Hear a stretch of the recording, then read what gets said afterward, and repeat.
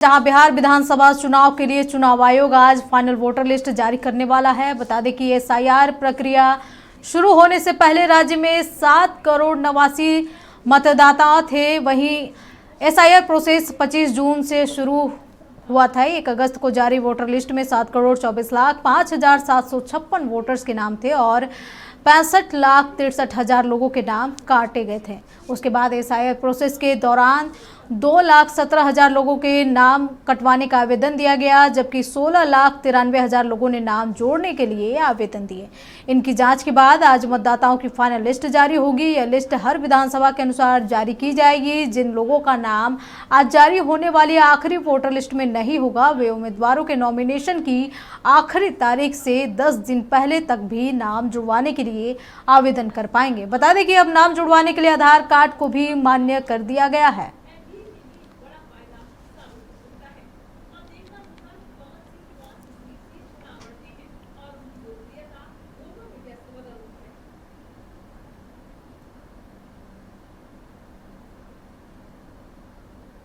तो बता दें कि बिहार विधानसभा चुनाव के लिए चुनाव आयोग आज फाइनल वोटर लिस्ट जारी करने वाला है।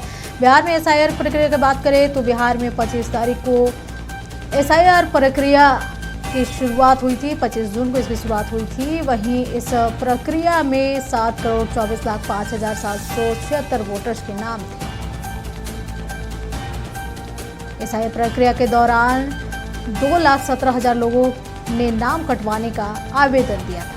वहीं एसआईआर प्रक्रिया के दौरान 16,93,000 लोगों ने नाम जोड़ने के लिए भी आवेदन दिया।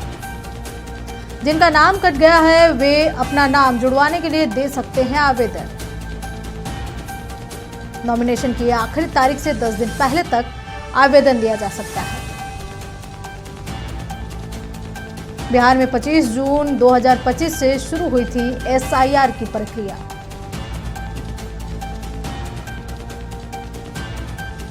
इस प्रक्रिया में 7,89,00,000 मतदाता शामिल थे।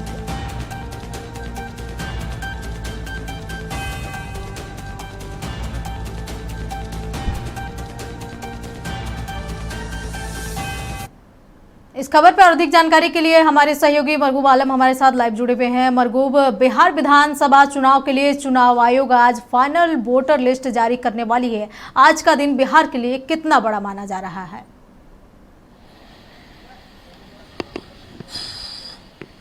कई विवाद, कई प्रेस कॉन्फ्रेंस, सुप्रीम कोर्ट में कई सुनवाई, सुप्रीम कोर्ट की कई सलाह, सुप्रीम कोर्ट की कई फटकार के बाद आखिरकार वो दिन आ गया बिहार वासियों के लिए कि आज voter list special incentive revision जारी हो चुका है। समझ जाइए, बस हो चुका है, क्योंकि 2 बजे चुनाव आयोग ने कहा था कि वो जारी करेगी और वो जारी होने वाला।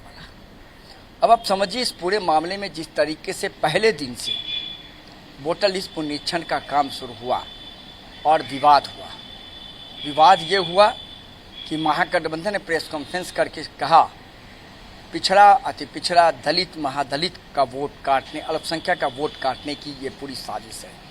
मामला सुप्रीम कोर्ट में गया। अब जब ये वोटर लिस्ट पुनरीक्षण जारी हुआ, अब इस पर राजनीति कल से शुरू होगी, क्योंकि कितने लोगों के नाम कटे, किस जिले में कितने लोगों के नाम कटे, राजनीतिक दल उसमें नफा और नुकसान करेंगे कि हायर कास्ट के नाम कितने कटे, अल्पसंख्यकों के नाम कितने कटे, दलित के नाम कितने कटे, महादलित के नाम कितने कटे, पिछड़ा, अति पिछड़ा के नाम कितने कटे। तो इस पर अब राजनीति होगी। और अभी तक जो हमारे पास जानकारी है वो जानकारी ये है कि 60 लाख से अधिक लोगों के नाम कटने की संभावना है। और सबसे महत्वपूर्ण ये भी है कि लगभग इस पूरे मामले में एक और जानकारी हम आपको देते हैं कि जिस तरीके से यह वोटर लिस्ट पुनरीक्षण शुरू हुआ और सुप्रीम कोर्ट का जो अंतिम आदेश है, उस दिन से लेकर सुप्रीम कोर्ट का अंतिम आदेश आप देखिए, वो थोड़ा चुनाव आयोग को सीधे एक इंस्ट्रक्शन, 2 आदेश बड़ा महत्वपूर्ण था चुनाव आयोग सुप्रीम कोर्ट का। एक, आधार को आप मानिए, आधार को शामिल कीजिए, और दूसरा, गड़बड़ी थोड़ी भी हुई पूरी की पूरी एसआईआर को रद्द कर दूंगा। सुप्रीम कोर्ट ने यह भी कहा कि हमारा आदेश पूरे भारत में लागू होगा। मतलब है 8 तारीख को फिर इस पूरे मामले पर सुनवाई है, 8 अक्टूबर को।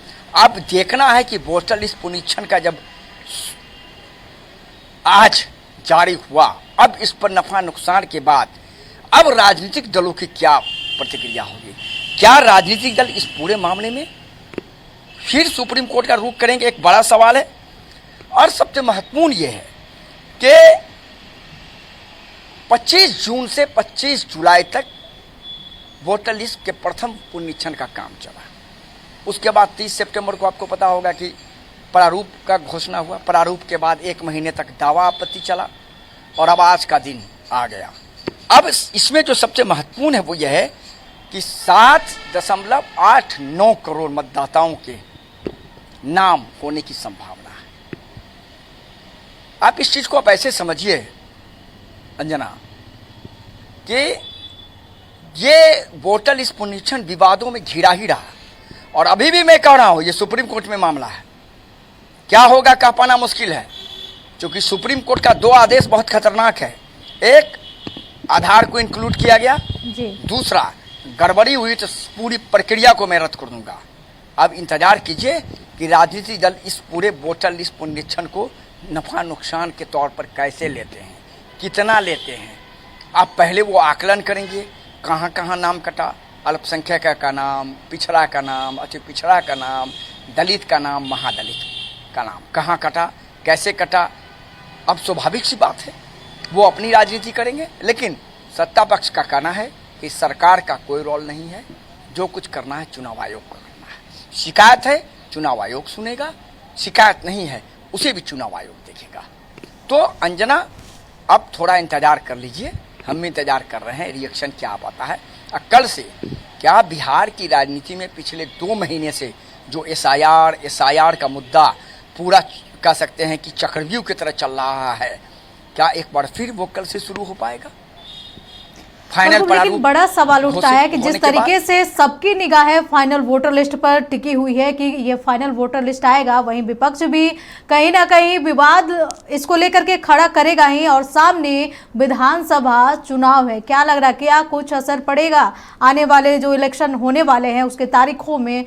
जैसे कि बताया जा रहा है नवंबर के फर्स्ट वीक में या सेकेंड वीक में चुनाव की घोषणा हो जाएगी।